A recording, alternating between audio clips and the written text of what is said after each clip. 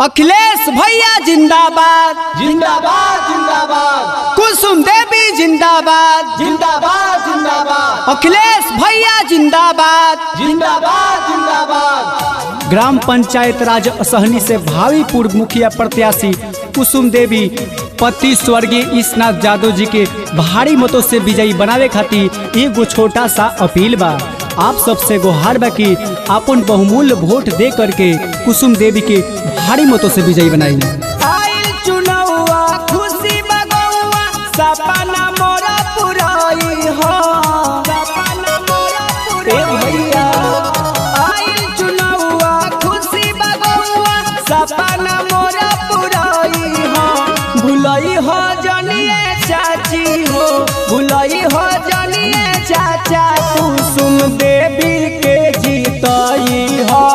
Gram panchayat सहनी से मुखिया बनई हो।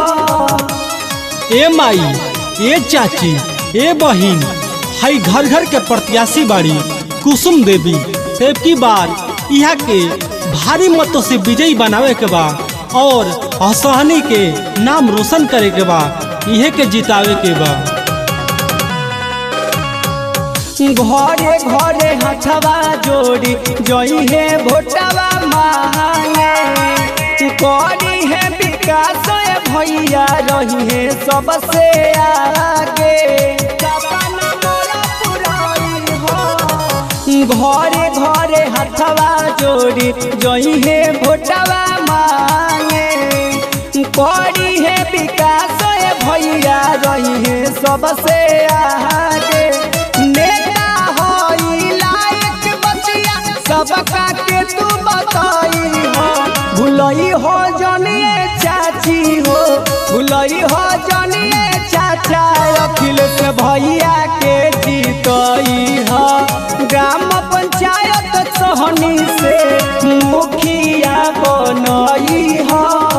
न भूले के बा, न भुलाए के बा, न भूले के बा, न भुलाए के बा और सबका के यह बतावे के बा कि अब की बार फिर से असहनी के नाम रोशन करके कुसुम देवी के ही जितावे के बा और भारी मतों से विजयी बनावे के बा।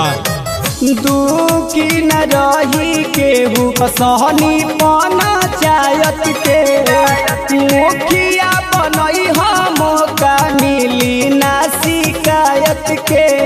ए भैया सुनो कन्या,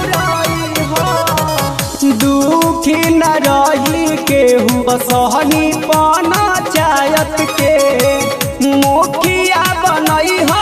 मौका मिली ना शिकायत के।